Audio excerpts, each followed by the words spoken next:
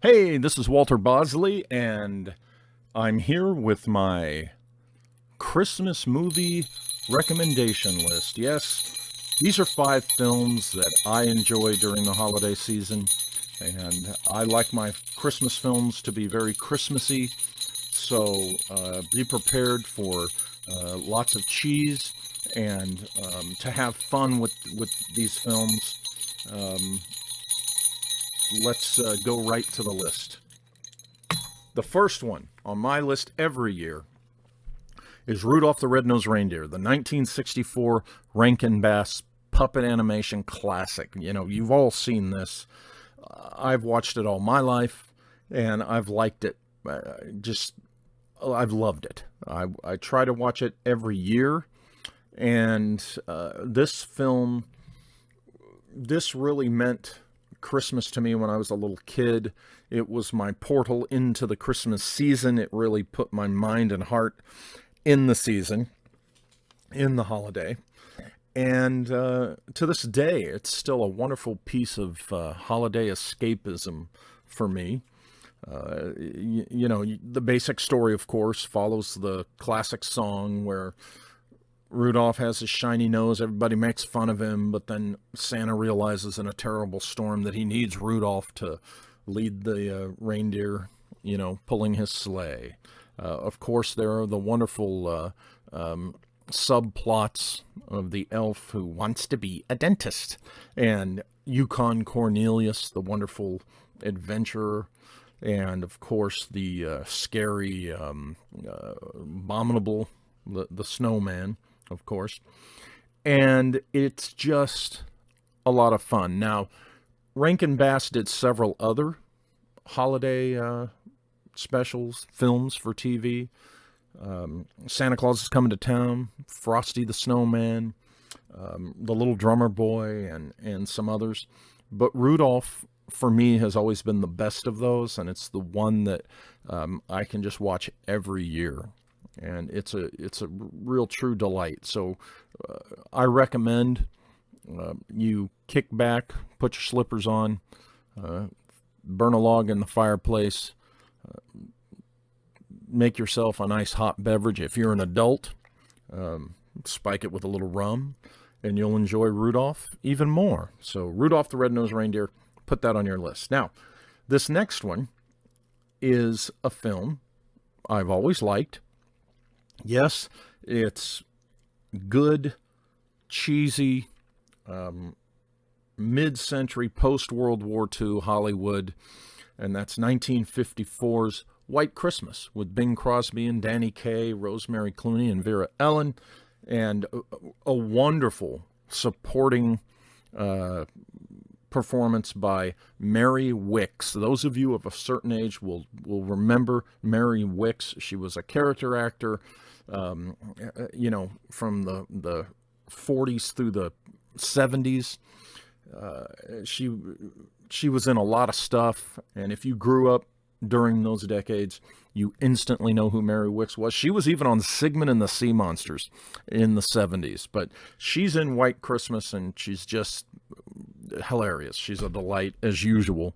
But, White Christmas is that story about a couple of guys in showbiz who meet a couple of gals in showbiz, and they end up at a resort in Vermont, and it's a ski resort, but there's no snow. So what's left but holiday romance? And it's just what you would expect from a 1950s Hollywood film, but that's okay. It feels like Christmas through the whole thing. And it's just something you can kick back and relax, and, you don't have to think too much. It's okay to not have to think too much in a movie. Anyway, White Christmas, very Christmassy. I recommend it if you haven't seen it, especially, but if you have, watch it again. You'll find it's streaming right now. I, of course, have a DVD, but that's number 2. Number 3 on the list, this one, oh boy. Again, this is another classic era film, but This one is somewhat obscure. I think it's got notice in recent years. If you have not seen this thing, you have got to watch it. It is a, I don't know if it was Technicolor. It looks like, an attempt at Technicolor knockoff, you might say. But it was produced in Mexico, 1959, and it's simply titled Santa Claus. Look this thing up. Check out the trailer. A few years back, Turner Classic Movies ran this, and that was the first time I saw it, and it blew my mind. This is a film very much of its era, the 1950s, the late 1950s, and Santa Claus is up in space, and he has this magic eye telescope. That's how he looks at everything down on Earth. Merlin the magician is in this thing. The devil, complete with a red costume and horns, is in this thing. And he's doing nefarious things, making people act like a-holes. And there's robots. There's just this goofy, well, not as low budget as Santa Claus Conquers the Martians, it's feeling. But this Mexican Santa Claus movie from 1959, it's surreal, okay? You've got to find this movie and watch it. In fact, I think you might be able to watch the whole thing on YouTube. You can definitely find the trailer. Again, it's simply titled Santa Claus, and there's been several films over the years called Santa Claus, but this specifically is 1959, and it's a Mexican production, and let me tell you, it's worth it. Again, unless you have a stick up your ass and, no sense of humor. You got to have a big sense of humor and a sense for weirdness, okay? This Mexican production of Santa Claus, if you are a fan of weird cinema like Quasi at the Quackadero, or I think it's called American Astronaut. Well, it's not like American Astronaut so much, but if you like weird things, I think you'll get a kick out of this Mexican production of Santa Claus from 1959. Again, check it out. It's a hoot, okay? It's a weird hoot of a movie, like one of those films where you feel like as you're watching it, and the best way to do it is to just watch it on the biggest screen in your house if you can.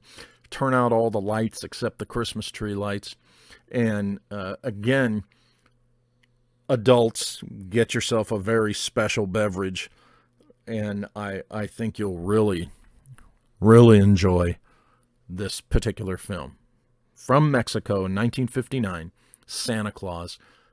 I could do just a special video on this film all in itself, but check it out, and I definitely recommend it for this season. Now, the fourth film on my list, it's not particularly a Christmas film, and this is for those of you who, want to take your Christmas seriously and want heartwarming, stories of sincere feelings and human drama.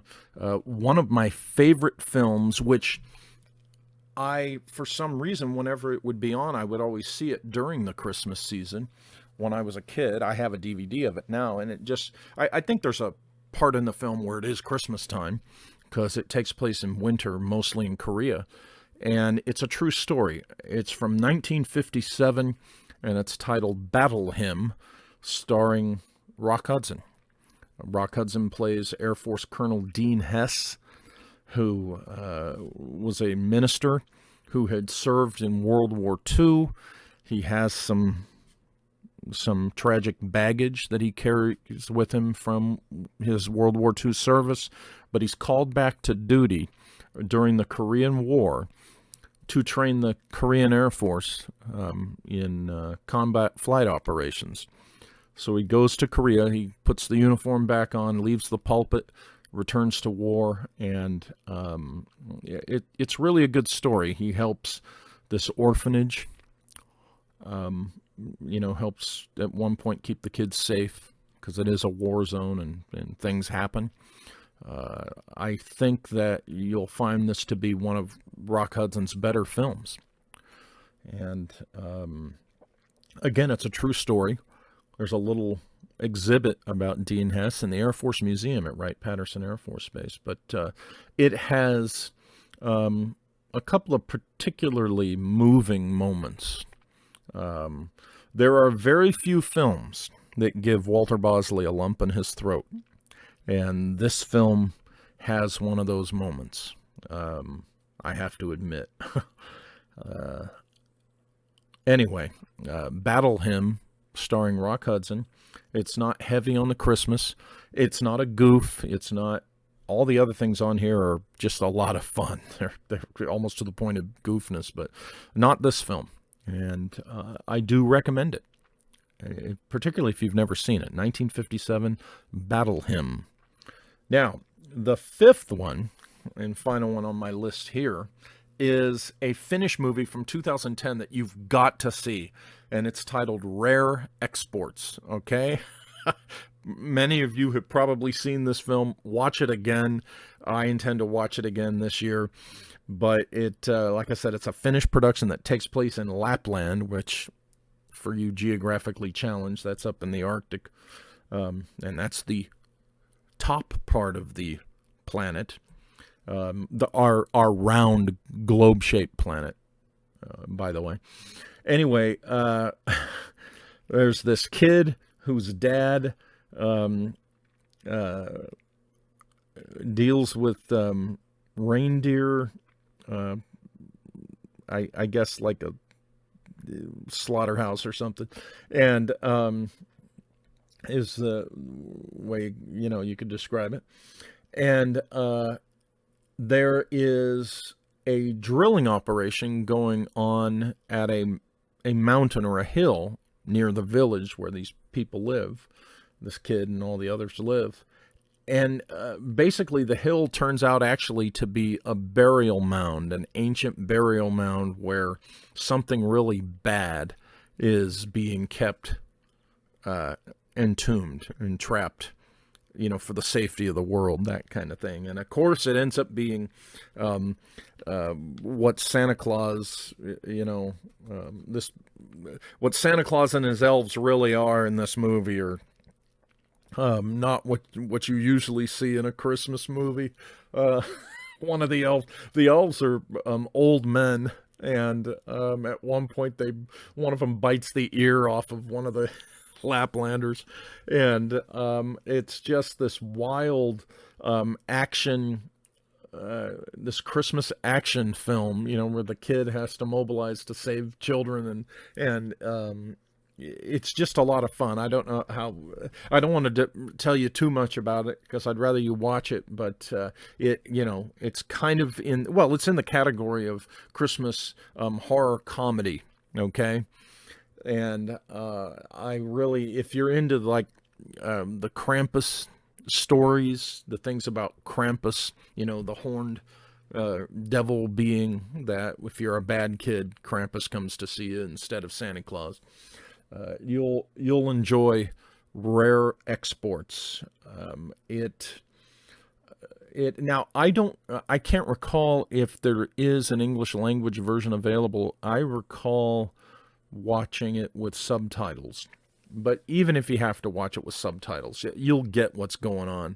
And the kid in it's really good, and it's a lot of fun. For those of you, I know I had 4 movies here from decades ago, and this one, I wanted something a little more contemporary, and this one I had to put on the list, Rare Exports, 2010. Don't miss this thing. You've got to check it out. So those are my 5 Christmas season recommendations.